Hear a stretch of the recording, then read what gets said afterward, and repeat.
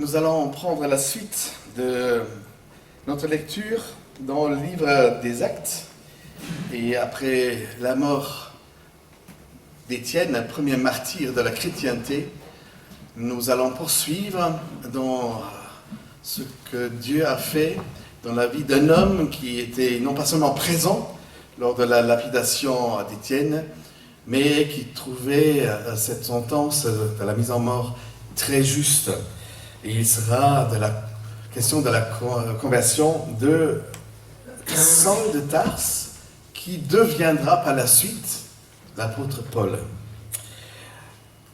Et j'ai choisi pour ce texte tiré de Actes chapitre 9, les versets 1 à 18, le titre suivant: Jésus ouvre les yeux aux aveugles qui croient de déjà bien voir.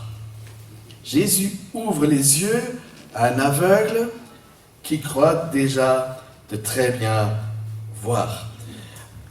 Donc, nous avons 5 tableaux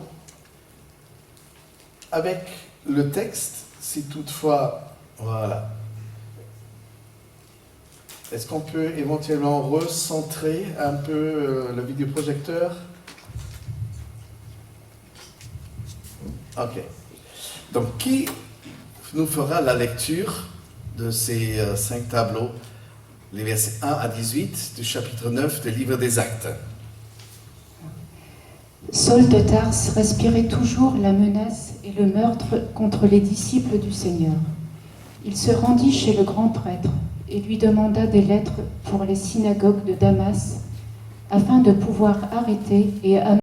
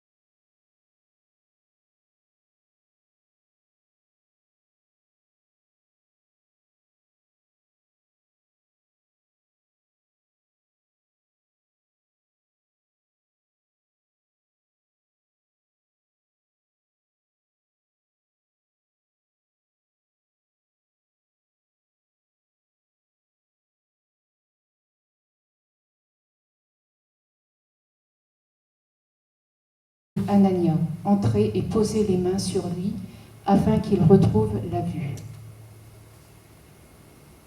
Anania répondit: Seigneur, j'ai appris de beaucoup tout le mal que cet homme a fait à tes saints à Jérusalem. Et ici, il a plein pouvoir de la part des chefs des prêtres pour arrêter tous ceux qui font appel à toi. Mais le Seigneur lui dit: Vas-y, car cet homme est un instrument que j'ai choisi pour faire connaître mon nom aux non-juifs, aux rois et aux Israélites. Je lui montrerai tout ce qu'il doit souffrir pour moi. Ananias partit. Une fois entré dans la maison, il posa les mains sur Saul en disant: Saul, mon frère, le Seigneur, Jésus, qui t'est apparu sur le chemin par lequel tu venais, m'a envoyé pour que tu retrouves la vue et que tu sois rempli du Saint-Esprit. Aussitôt, il tomba comme des écailles de ses yeux et il retrouva la vue. Il se leva et fut baptisé. Merci, Magali, pour cette lecture. Est-ce que vous pouvez éventuellement vous mettre dans la peau d'un professeur qui doit enseigner à un élève qui a des graves difficultés à comprendre? Donc essayons de nous mettre dans la peau d'un tel professeur qui doit enseigner à un élève qui a du mal, a des grandes difficultés à comprendre. Mais soyez rassurés, notre élève, il n'est pas stupide. Il n'est même pas bête du tout, plutôt le contraire. Il ne lui manque pas l'intelligence non plus, sauf il ne comprend rien ce que Dieu voudrait lui faire comprendre, ce qu'il essaye de lui faire comprendre. Je crois que chacun de nous a été élève à un moment, certes, non? Tous, nous sommes passés par l'école. Et nous avons même des étudiants parmi nous. Chacun de nous a été enseigné par un professeur. Combien de vous se souviennent de votre prof préféré? Est-ce que vous avez eu un professeur préféré que vous avez vraiment aimé? Et si oui, pour quelle raison? Probablement, il avait un côté pédagogique. Probablement, il a su se prendre du temps avec vous. Certainement, il a pu vous faire comprendre des choses qui rentraient difficilement dans votre tête. Celui qui a suscité aussi votre curiosité et votre intérêt. Il y a des personnes qui ont des difficultés à comprendre, qui ont des problèmes parce qu'ils ne sont pas vraiment intelligents. Donc ils peinent énormément à l'école. Vous savez comment on les appelle? Ça, ce n'est pas une grande lumière. Vous connaissez cette expression? Lui ou elle, ce n'est pas une grande lumière. D'où vient cette expression? C'est au XVIIe siècle que le mot lumière désigne l'intelligence. D'ailleurs, tout le siècle est appelé siècle des Lumières, siècle des découvertes scientifiques. Cela est dû au sens du mot briller, qui signifie faire preuve des capacités et particulièrement prouver son intelligence. On utilise alors cette expression pour qualifier un individu étant un peu moins intelligent. Ce n'est pas une grande lumière, lui ou elle. Dans notre texte aujourd'hui, il est question de beaucoup de lumière pour un homme qui est déjà brillant. Beaucoup de lumière pour un homme déjà brillant. Son nom, Saul de Tarse, membre d'un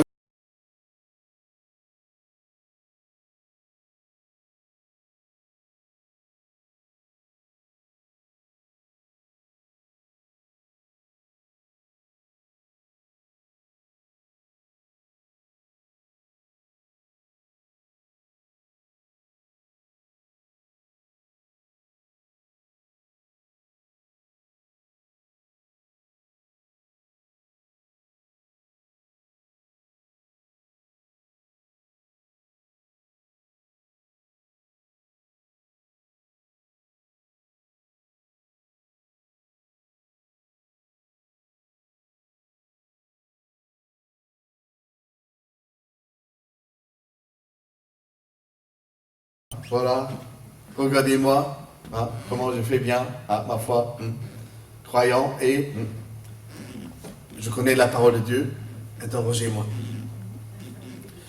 Les pharisiens du début étaient eux-mêmes exposés à la persécution, car ils commençaient à se distinguer par leur droiture et à cause de leur courage d'être fidèles à la parole de Yahvé, à la loi de Moïse.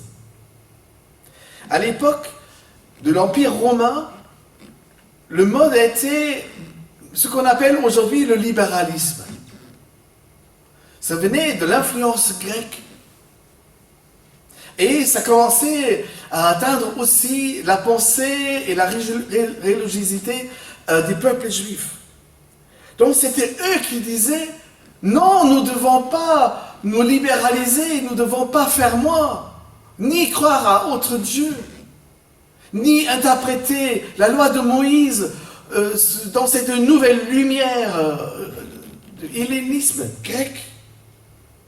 Une fois devenus l'élite spirituelle de la nation, ils se sont transformés, ces pharisiens, à leur tour, aux persécuteurs intégristes, acharnés, pour détruire et déraciner toute autre interprétation de la pensée religieuse de leur époque, et en particulier l'Église de ce Jésus de Nazareth. Nous nous souvenons de la présence d'un jeune homme pharisien appelé Saul de Tarse, qui approuvait l'exécution du premier martyr chrétien, Étienne. Il était question dimanche dernier. Saul de Tarse, avec sa conviction et son amour pour Yahvé et la loi de Moïse, il se croit du bon côté, d'être du bon côté, du côté du seul Dieu et unique. Et jeter des pierres sur ces hérétiques de chrétiens n'est que justice. Saul de Tarse demande même à ses supérieurs l'autorisation d'aller jusqu'à la ville de Damas. D'ailleurs, une ville qui revient régulièrement dans les infos, la guerre en Syrie. Il voudrait avoir l'autorisation et l'autorité de poursuivre non pas seulement les chrétiens qui sont encore à Jérusalem et qui se cachent, non, il voudrait aussi poursuivre jusqu'à la ville de Damas, et c'est pas la porte à côté, des chrétiens qui cherchent refuge dans d'autres villes. D'ailleurs, nous avons encore dans nos temps actuels des chrétiens qui cherchent refuge. Pourquoi? Parce qu'ils sont persécutés dans leur propre pays. Ils frappent à notre porte en Europe. Ils demandent l'autorisation d'aller à Damas pour y mettre de l'ordre. J'ouvre une petite parenthèse. Remarquez déjà son goût pour les voyages. Parce qu'une fois devenu missionnaire, il va voyager dans l'Europe connue d'à l'époque. Il voudrait supprimer dans l'œuf cet enseignement qui, à ses yeux, est complètement blasphématoire, hérétique, ce que disent les chrétiens. Et voilà, il est donc parti avec toute une troupe et sans doute des hommes aussi déterminés comme lui et sans doute des hommes armés.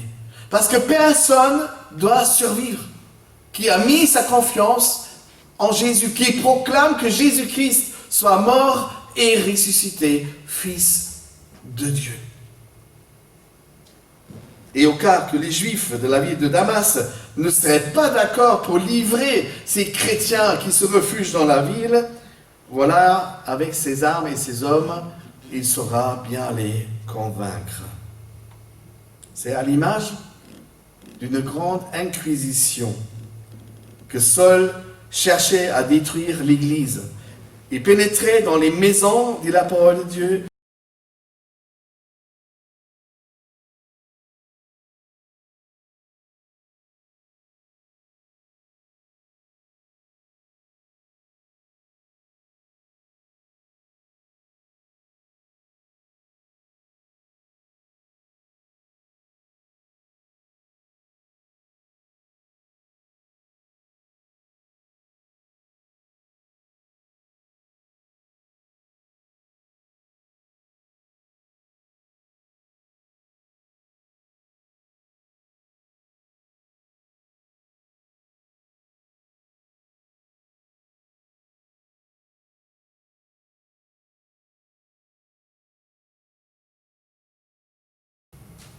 ce qui serait juste d'être combattu et défendu.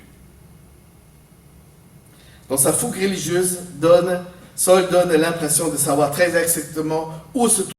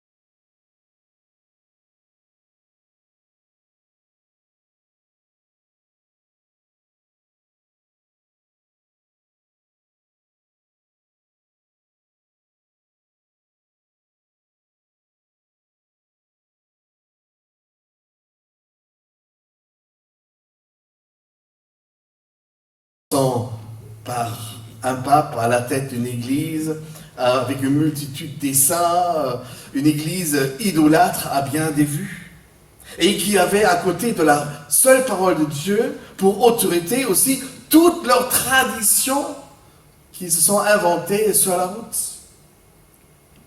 Qu'est-ce que j'ai aimé écraser les catholiques. Et croyez-moi, j'étais très très bon.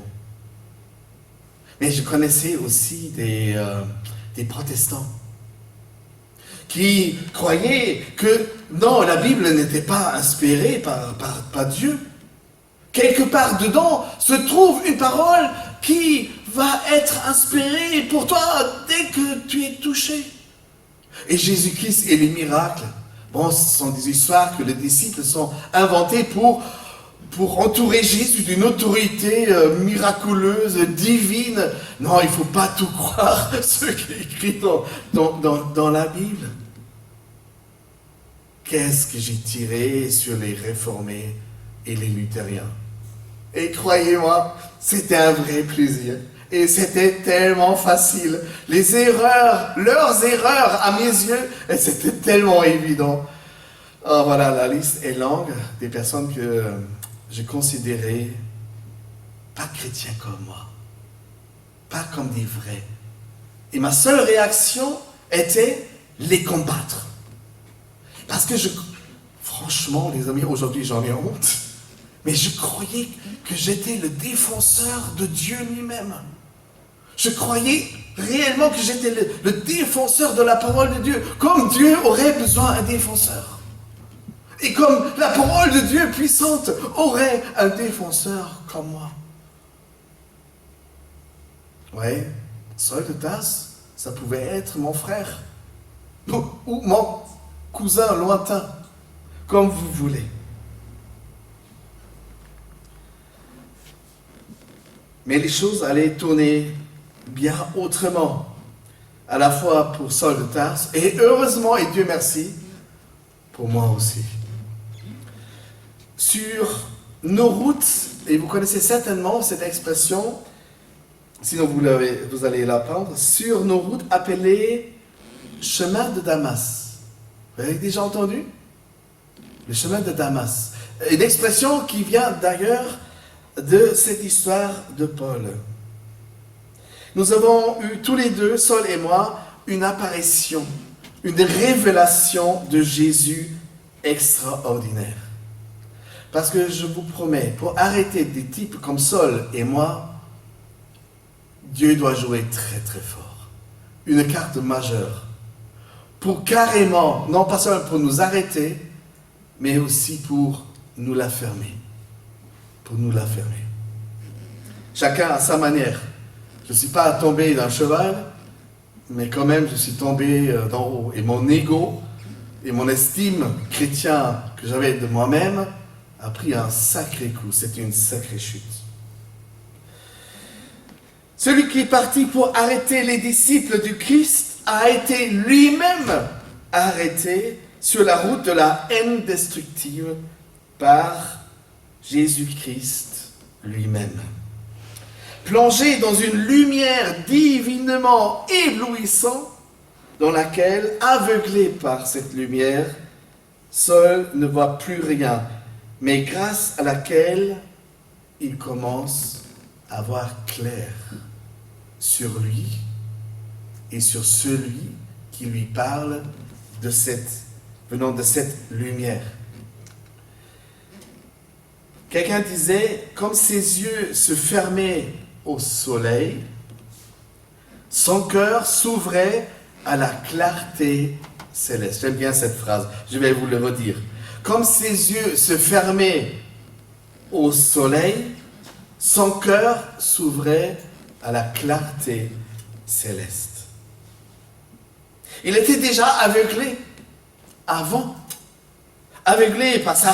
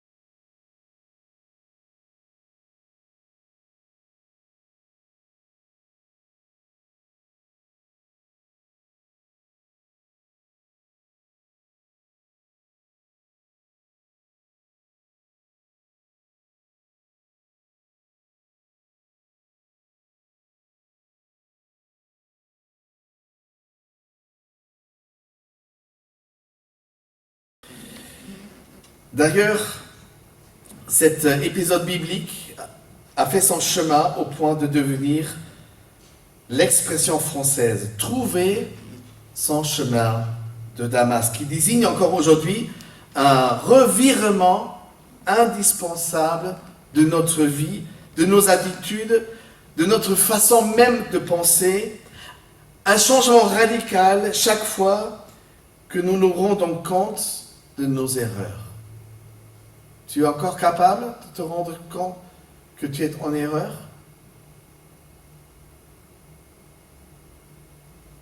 Qu'est-ce qu'on est de nous, de vous et de moi? Sommes-nous aussi aveuglés que Saul lorsqu'il s'agit d'admettre que nous sommes dans l'erreur, que nous sommes trompés de route? Personne n'aime ça. Mais à combien c'est important avoir la capacité de le reconnaître. On peut se tromper, on se trompe souvent. Mais il ne faut pas se tromper toujours. Et surtout pas de la bonne direction à prendre. Combien de fois nous nous sommes trompés de route? Et combien de fois avons-nous refusé de nous laisser détourner par l'Esprit Saint, par sa parole, de notre mauvais chemin? Parce qu'on était obstinés, on était orgueilleux, ou parce qu'on avait peur du changement, ou parce que nous étions devenus complètement aveugles et sourds. Peut-être on a eu honte de notre route et notre chemin qui nous a emmenés à la situation dans laquelle nous nous trouvons. Et dans cette situation, Dieu nous appelle à faire demi-tour. Change de direction. C'est l'apôtre Jacques qui écrit dans Jacques chapitre 4, verset 6, Dieu résiste. Dieu résiste. À qui? Aux orgueilleux. Il y a des orgueilleux dans la salle? Nous sommes déjà deux. Christophe. Voilà, d'autres mains se lèvent. Combien de fois Dieu a dû résister contre notre façon de faire, notre façon même de croire, notre façon de regarder les autres, avec nos jugements à nous, que nous avons cru toujours bonnes, n'est-ce pas? Dieu résiste aux orgueilleux, mais il fait grâce. À qui? Il y a des humbles dans la salle. Voilà. Je lève même pas à moitié. Qu'est-ce que j'ai du mal à être humble? Qu'est-ce que j'ai du mal à être humble? Orgueilleux? Sans problème. Mais comment j'ai du mal à être humble? Et pourtant, je sais que c'est dans cette attitude-là que se trouve la bénédiction de Dieu. La grâce de Dieu est uniquement accessible. Si je descends un peu de mon cheval et je reconnais qui je suis en réalité. Et si je suis dans l'erreur, je le reconnais. Et si je suis sur une fausse piste, oh Seigneur, arrête-moi. Je t'en prie. Le chemin de Damas désigne ce moment qu'on peut aussi appeler une nouvelle naissance. Le moment où Dieu nous donne dans la lumière qu'il nous envoie, pour nous éclairer, pour briller dans notre vie. Il nous donne la capacité d'avoir aussi un regard nouveau. Ébloui par la lumière de Jésus-Christ et de sa parole, Dieu nous a fait grâce de nous découvrir tels que nous sommes, et les amis, tels que nous sommes devenus. Pour certains, c'est le début d'une nouvelle naissance, celle de la foi en Jésus-Christ. Et heureux celui et celle à qui Jésus lui-même, dans ces moments de changement importants pour notre vie, nous envoie une personne comme, comme il a fait dans la personne de Ananias. Chrétien, réfugié dans la ville d'Damas. Il s'est sauvé. Et Dieu l'appelle à aller voir et trouver son persécuteur. Il y a des volontaires dans la salle pour trouver leur bourreau, leur persécuteur, pour leur faire du bien? Non? On n'a pas envie, non? On trouvait ça profondément injuste. Pourquoi Dieu voudrait bénir une personne? Pourquoi Dieu voudrait faire retourner sur une autre route une personne qui m'a fait autant de mal? Peut-être je sais même les personnes très bien qu'il a fait mourir et jeter dans la prison. Et la parole de Dieu s'adresse à toi en disant, c'est à tes persécuteurs, ceux qui te font du mal, ceux que tu crois et c'est sur la mauvaise route. C'est vers eux que je t'envoie. Ananias n'a pas eu envie. Mais finalement, il a accepté. Parce que si Dieu voudrait gracier une personne, qui sommes-nous à nous opposer à ses jugements? Parce que j'ai eu mal à cause de lui ou elle? Parce que j'étais maltraité par lui ou elle? Si Dieu voudrait rendre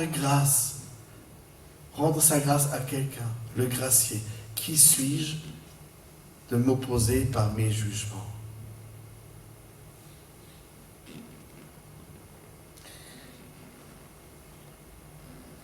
Dieu nous envoie des personnes, et heureux ceux et celles qui l'ont connu dans leur vie, dans leurs erreurs, sur les routes où ils se sont trompés,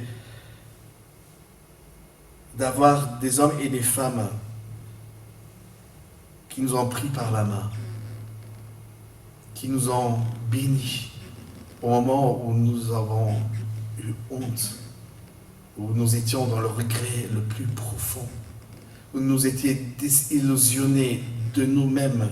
Merci Dieu pour toute personne que tu m'envoies pour me prendre par la main. Merci pour toutes les personnes qui posent leurs mains sur la personne que je suis et me dire, Dieu t'aime. Il voudrait te bénir. Il va t'envoyer le Saint-Esprit. Tu vas changer de vie. Et la personne que tu es aujourd'hui, tu ne seras pas la même personne demain. Parce que Dieu va t'utiliser d'une manière tout à fait différente. Il va transformer ta vie. Il va te pardonner tes péchés. Quel baume pour nos oreilles, n'est-ce pas? Dans ces moments-là. Aussitôt, dit le texte, verset 18, aussitôt, il tomba comme des écailles de ses yeux et Saul retrouva la vue. Il se leva et il se faisait baptiser. Déjà, l'évangéliste Jean disait de Jésus dans son premier chapitre, verset 5, « Nous avons vu une lumière briller dans les ténèbres pour éclairer tout être humain prisonnier dans ces ténèbres. » Je me permets de l'ajouter, prisonnier dans ces ténèbres. Ou est-ce que ce n'est pas Jésus qui dit de lui-même, « Je suis, moi, la lumière du monde. Je suis moi, ta lumière, pour t'éclairer. » Jean chapitre 8, verset 12. Ou à deux autres occasions dans le même évangile, il dit, « Celui qui me suit, il ne va pas demeurer. Il ne veut plus demeurer dans les ténèbres. » Pourquoi? Parce que désormais, il aura la lumière. Il connaît désormais la lumière. Et Isa, tu te souviens du premier chant avec lequel? Ouais. Dieu de lumière. Qu'est-ce que je suis content de vivre ces moments-là qui préparent le culte.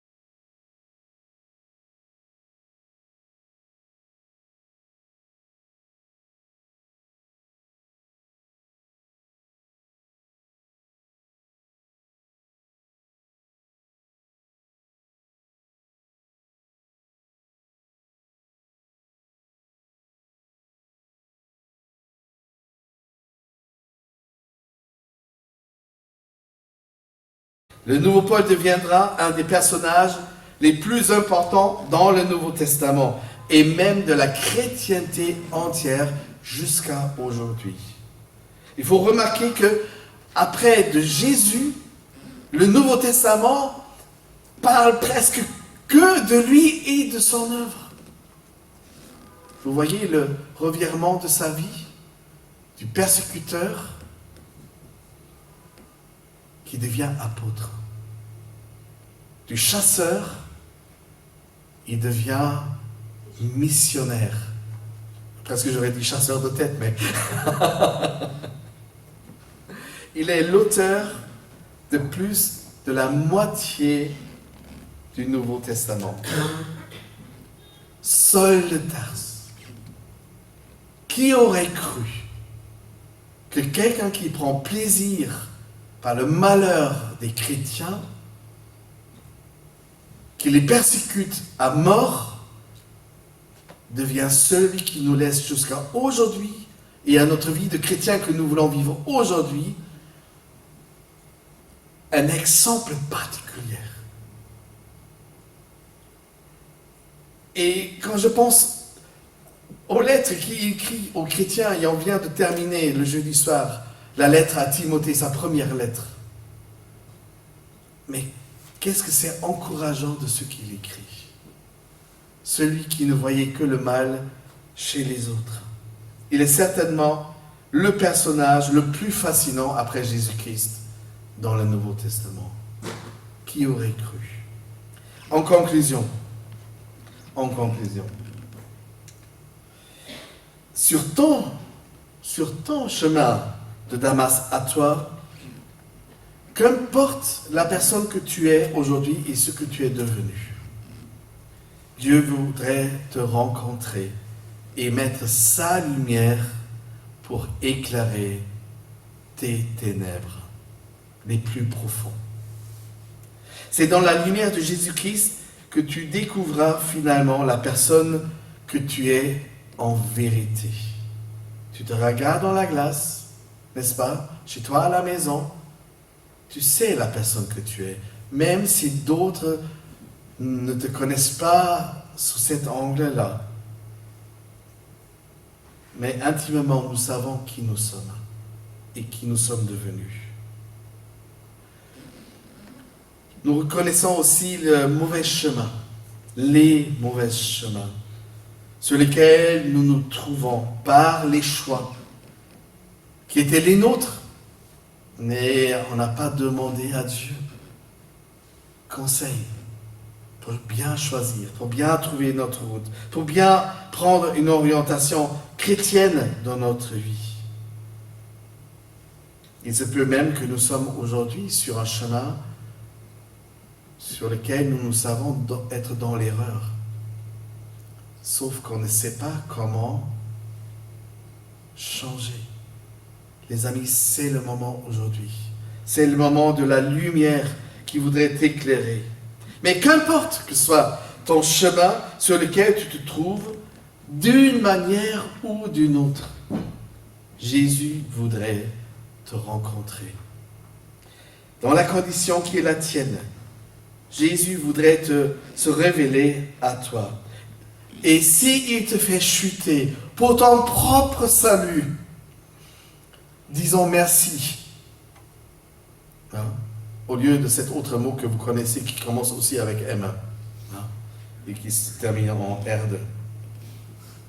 Merci Seigneur pour toutes ces chutes qu'il a provoquées dans ma vie. Chaque chute était justifiée.